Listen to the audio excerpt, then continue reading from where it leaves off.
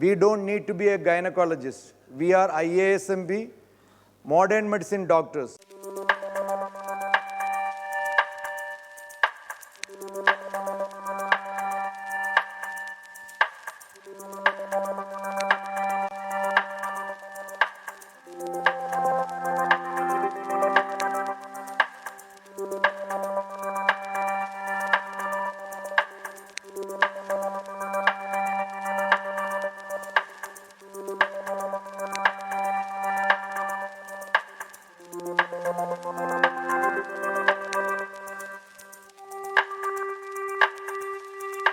Dr. Ajay had asked me to present something for this conference.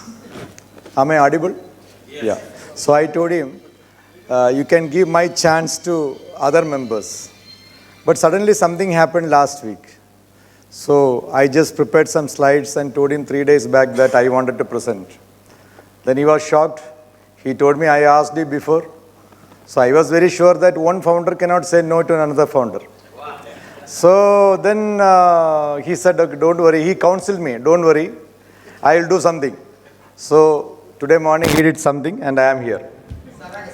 So, no, I'm going to tell you, sir. So that's what the next thing. So still I was speculating, Yesterday's that surrogacy ghost is still hanging around. So am I the first surrogacy speaker of this conference? Okay, joke apart. Good morning, friends. I am Dr. Radhakrishnan. From Kochi, practicing gynecologist, specially interested in sexual medicine, infertility and andrology.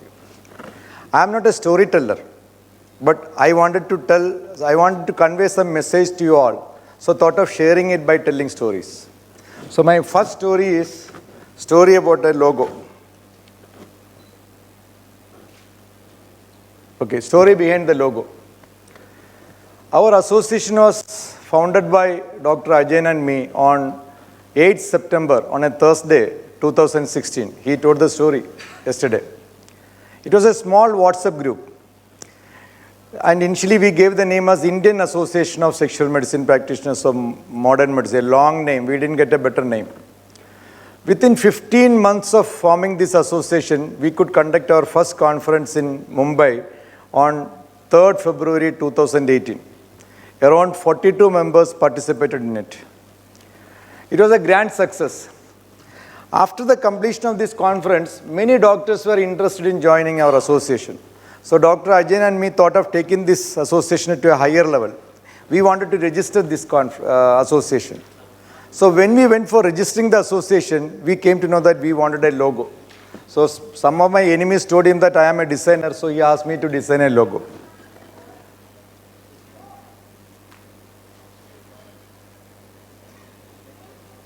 So I started designing, I started drawing some designs. Then suddenly I thought that I should design a logo that will depict the purpose of our association. Me and Dr. Ajay had some purpose.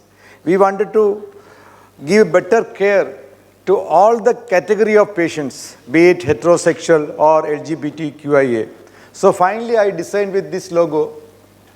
You can see, if you see this logo closely, you can see how precisely I have included everything in this logo.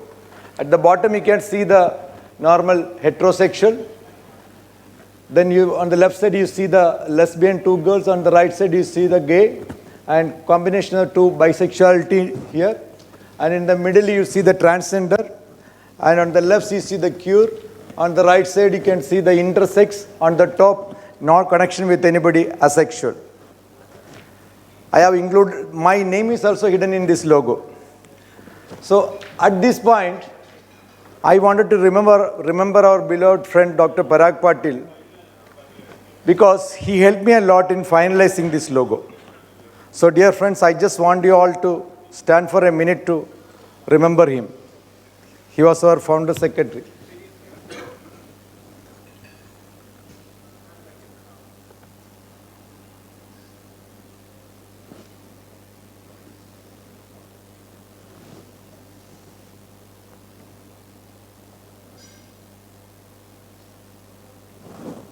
Please be seated.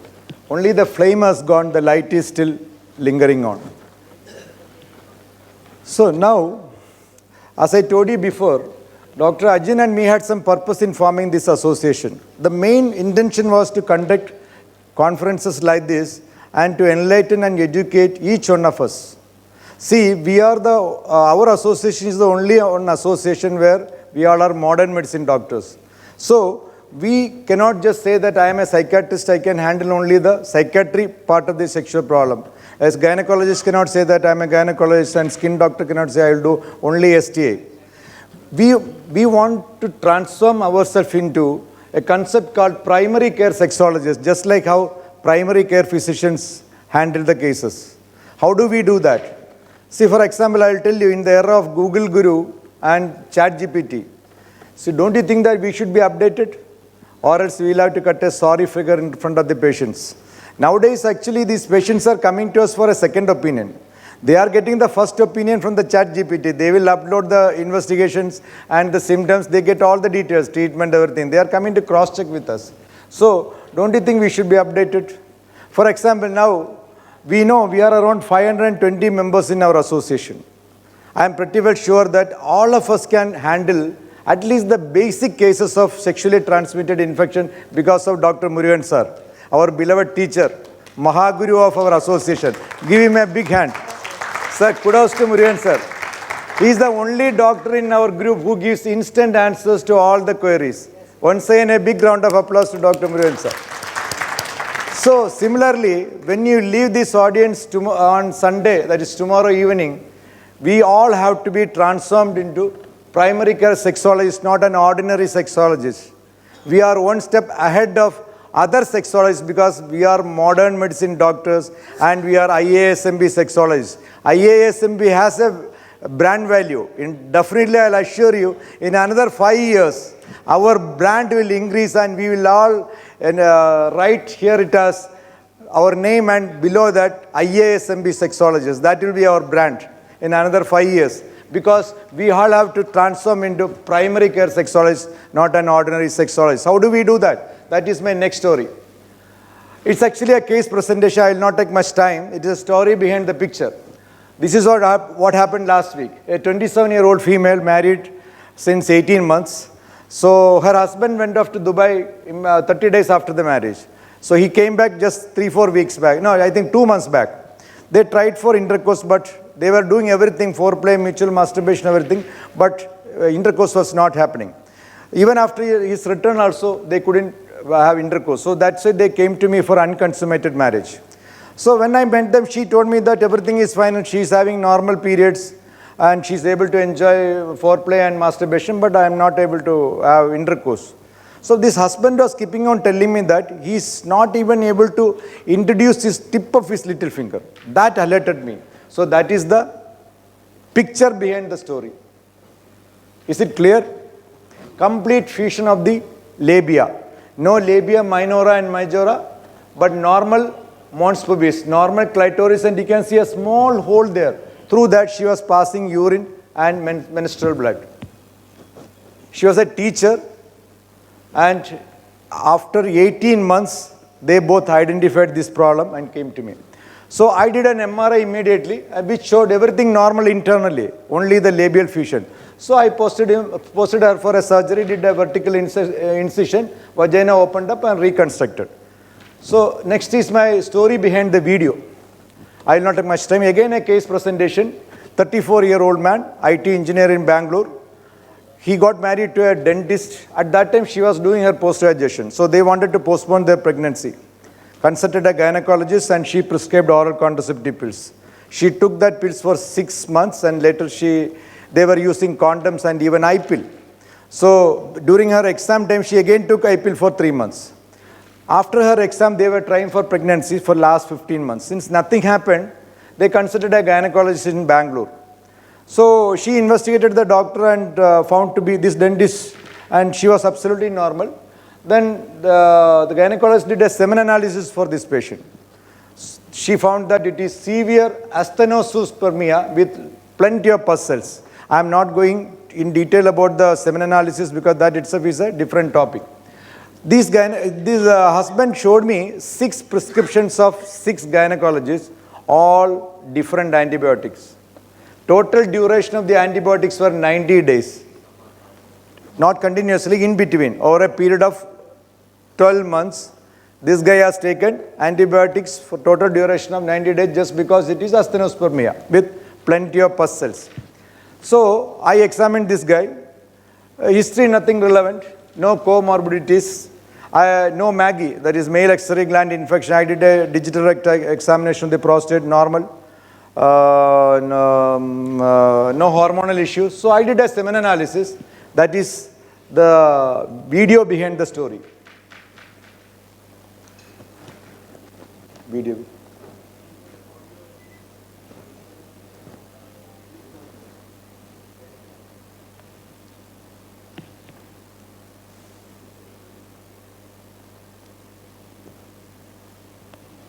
Any inputs?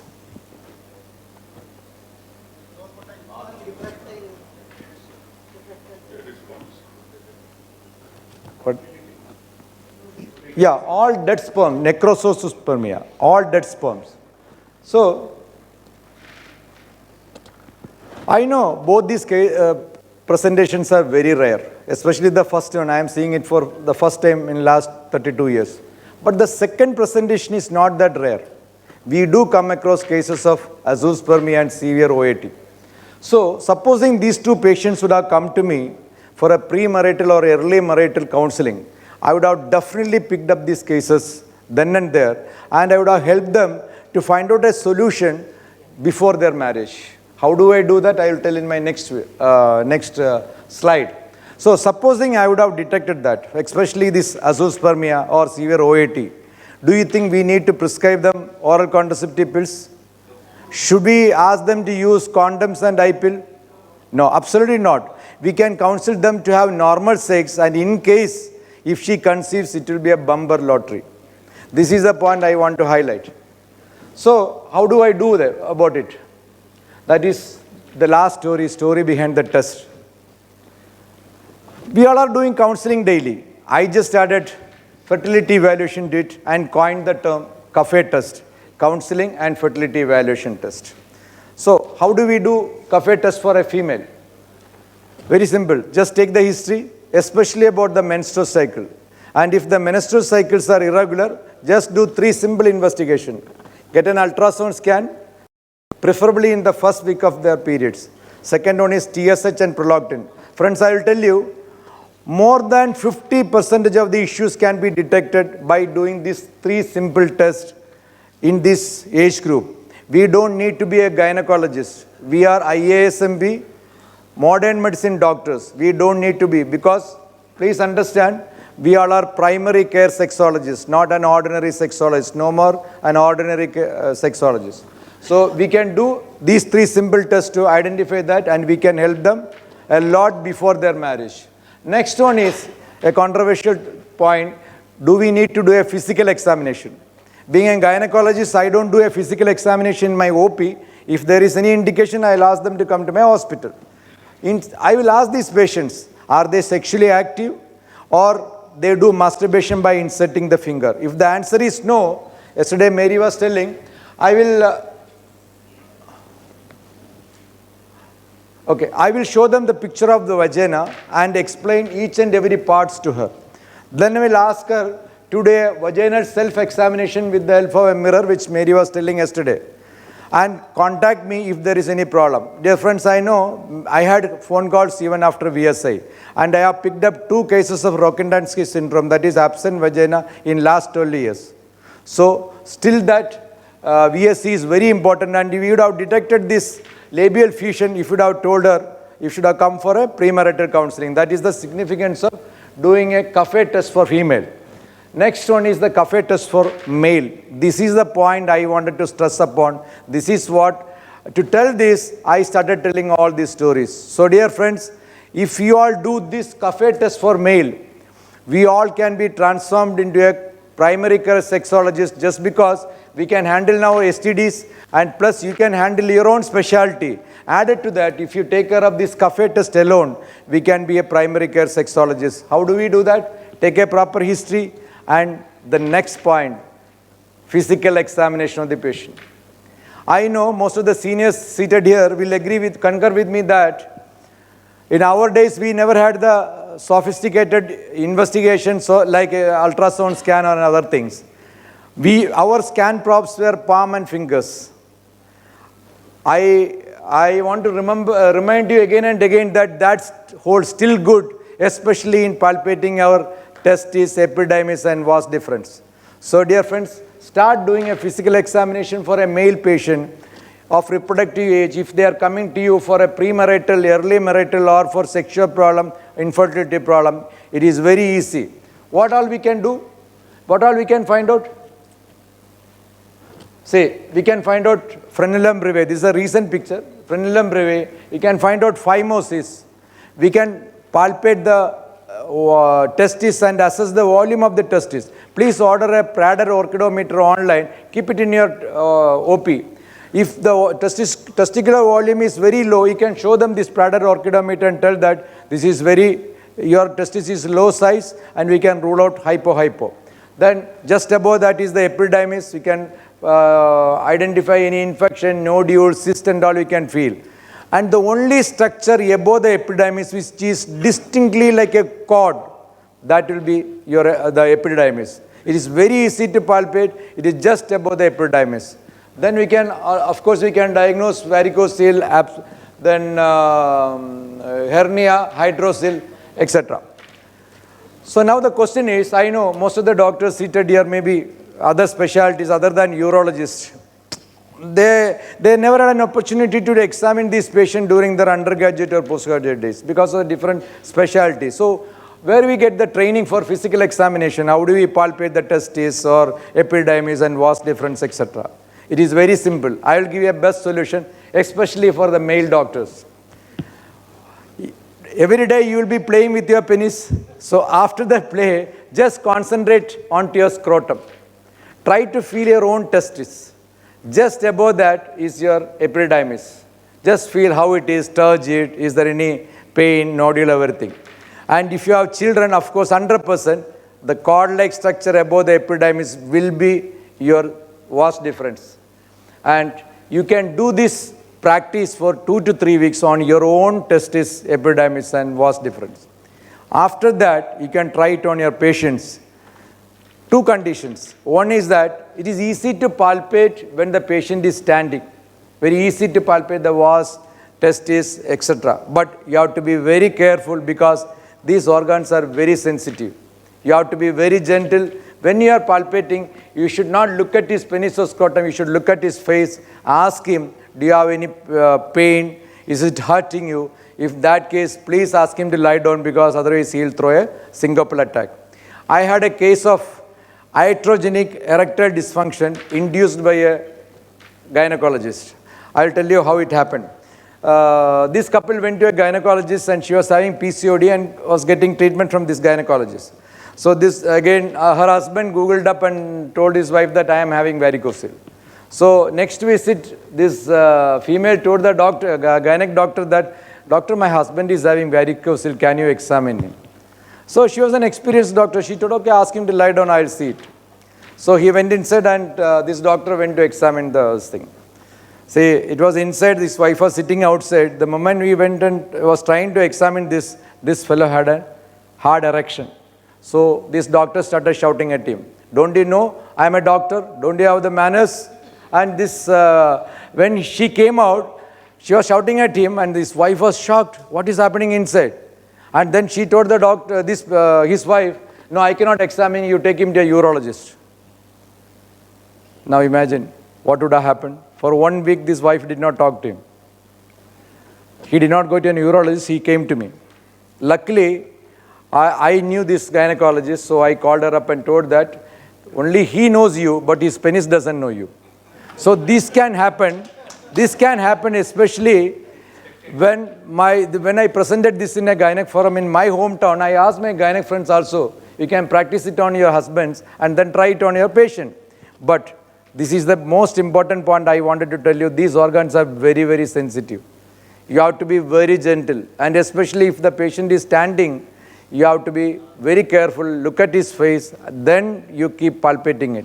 And what little extra chunk of tissue you feel on the spermatic cord, if you don't have a varicocele, will be varicocele.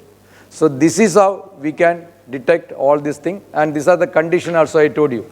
Now, what is the role of cafe test and IASMP sexologist? It's very simple. I told everything. We all have to be one step ahead of normal sexologists because we are modern medicine doctors and we all are IASMP doctors. When you leave this hall on tomorrow evening, we all should have the feeling that we are not an ordinary sexologist, we are IASMP sexologists and we are primary care sexologists. So I'll be very happy, at least 50% of the members start doing this cafe test. And we can diagnose so many conditions, we can save so many marriages and lives. So I am reiterating again and again, dear friends, start doing this cafe test and be a primary care sexologist and be proud of IASMP. Thank you so much and for a patient hearing.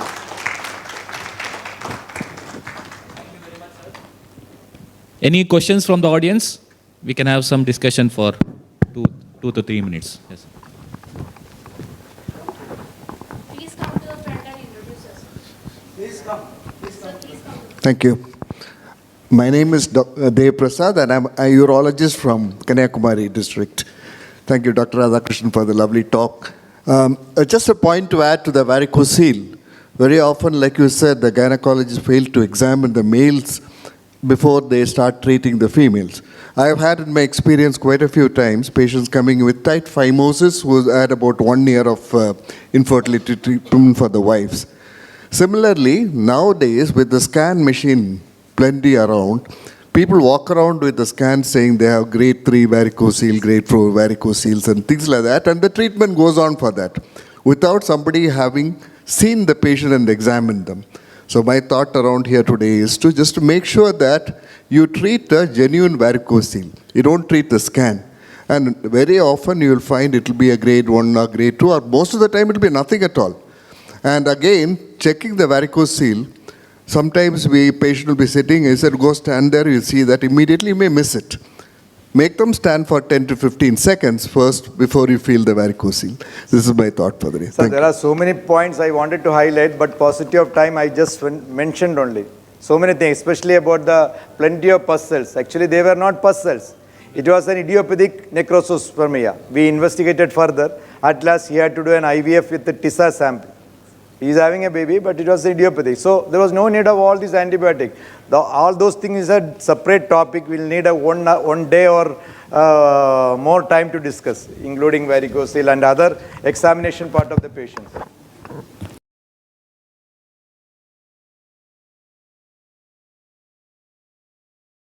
I'm Dr. Akhilesh Shukla, laparoscopic surgeon. I'm Dr. Akhilesh Shukla, laparoscopic surgeon at Indore. I congratulate you for this. Thank you, sir. In Indian scenario, most of the doctors, they don't see the private parts. They are shy of it. In US and UK, there are different chambers. Once the patient goes to OP, he has to be off, he or she has to be off all the clothes so that they can examine them properly. I'm practicing general surgery as well. So many times our doctor colleagues who are not in the surgical specialty, they miss the diagnosis because they don't examine. They are all qualified. So in this August gathering, it is very important, before treating any sexual problem, they are genitals should be palpated very well. And then only we can prescribe drugs or anything. Thank you very much. Because they don't examine. They are all qualified. So in this August gathering, it is very important, before treating any sexual problem, their genitals should be palpated very well, and then only we can prescribe drugs or anything. Thank you very much. That's why I mentioned that we allow to be primary care sexologists, not an ordinary sexologist. We cannot just say that we are psychiatrists or skin specialists and all. We have to know at least basic things. How do we handle now STDs, basic STDs. Similarly, some basic, any doubts on infertility, both male and female, you can contact me in our WhatsApp group. We can discuss, like how Dr. Murugan sir helps us. At Indore. I congratulate you for this. Thank you, sir. In Indian scenario, most of the doctors, they don't see the private parts. They are shy of it.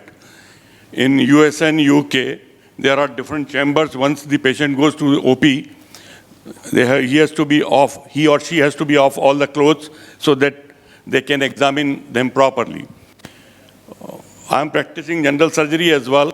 So many times our doctor colleagues who are not in the surgical specialty, they miss the diagnosis because they don't examine. They are all qualified.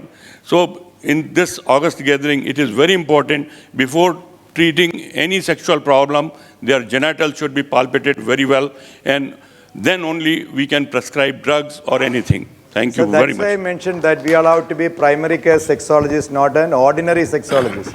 We cannot just say that we are psychiatrist or skin specialist and all. We have to know at least basic things. How do we handle now STDs, basic STDs. Similarly, some basic, any doubts on infertility, both male and female, you can contact me in our WhatsApp group, we can discuss, like how Dr. Murugan sir helps us. Shall I add one thing? Varicocele, sometimes, varicocele, with varicocele, we have seen patients having produced fertility. Yes. Some people are not able to. Correct. So, before, that is, if there is infertility and varicocele, we have to attend. Otherwise, varicocele may be present. There are so many criteria for the surgery. According to Rubin Shah sir, there are 3 criteria. There has to be clinically palpable grade 4 varicocele. Clinically palpable, not ultrasound. It will be always wrong. Clinically palpable grade 4 varicocele with at least 2 abnormalities in the semen analysis. Either low count, low motility or low morphology. Only these 2 plus infertility. And if the wife is normal. These are the criteria for doing surgery for varicocele. One more thing is, in the epidermis tenderness, yes, it may be indication for orchitis. That is epidermitis. Epidermarket is different. Epidermitis. Yeah. It may be STD or non-STD. And one more thing, tuberculosis we have to rule out, yes. And also elephantiasis with filariasis, with fever, filariasis, thickening. Absolutely. Thickening is very indicative of tuberculosis. Absolutely. That's also we may. Absolutely. Thank you. And we can actually, we can palpate the vas difference better than our ultrasound of scrotum. In ultrasound scrotum, we cannot diagnose varicocele is present or, vas difference is present or not. To confirm that, you have to do TRESS. So our fingers can palpate vas difference easily. Yes, doctor. Just a suggestion for the on the association, we should make some poster or campaign for the premarital counseling. Yeah. Because for the future generation, that's what is important. This is just beginning. So yeah. Dr. Murugan sir started that. So in this conference, I just highlighted about the cafe test. Next conference, let us have something like premarital or marital counseling. Next conference. This will continue. Ultimately, I told you, in down the line 5 years, our brand will have a right. So your name and designation, please. I am Dr. Rajesh Rohit from Silvassa, gynecologist, sexologist.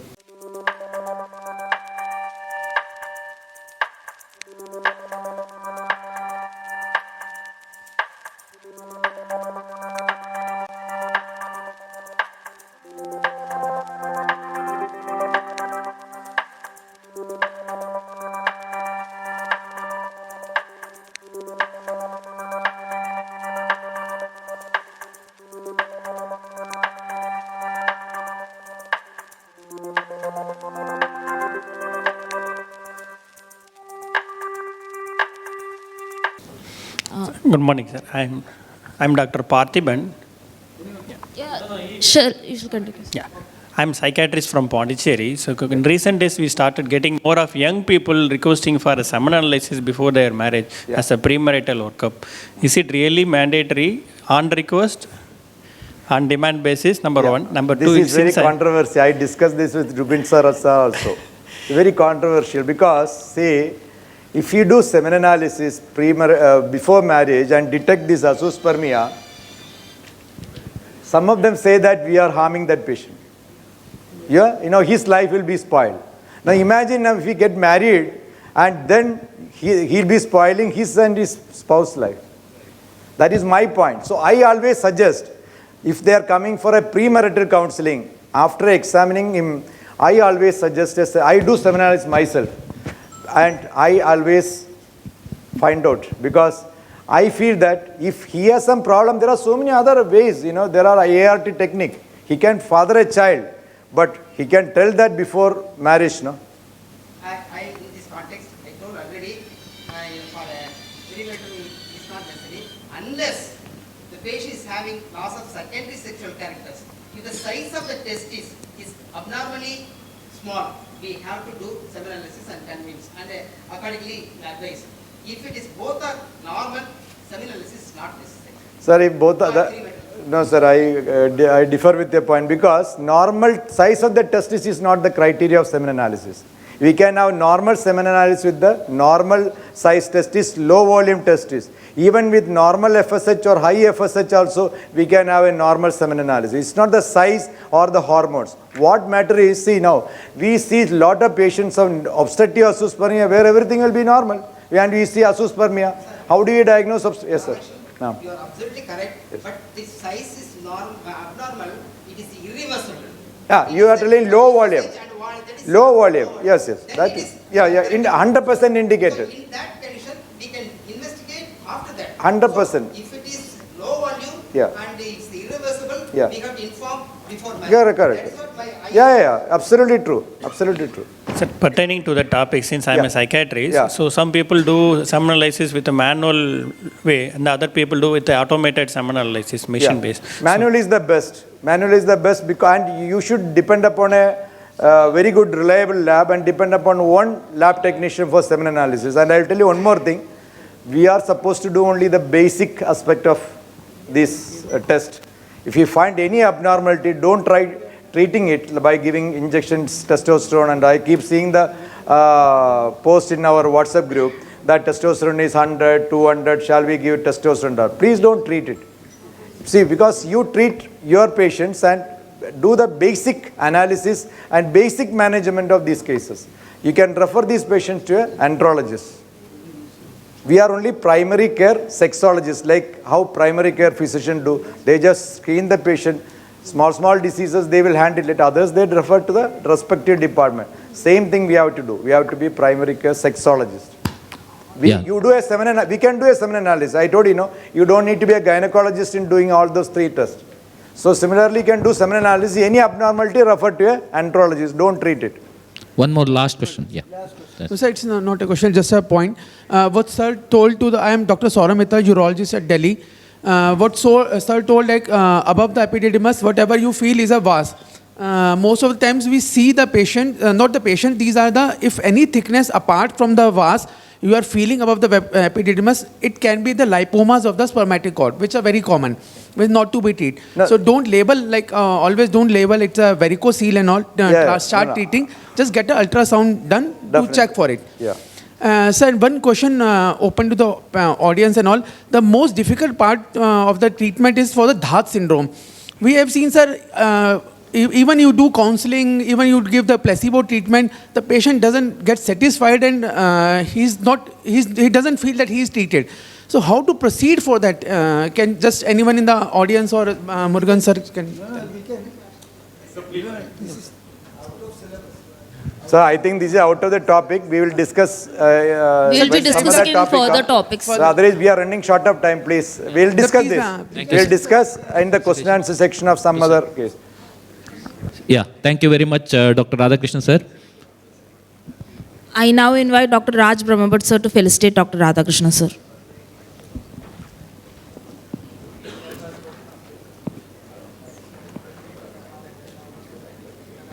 Thank you, sir.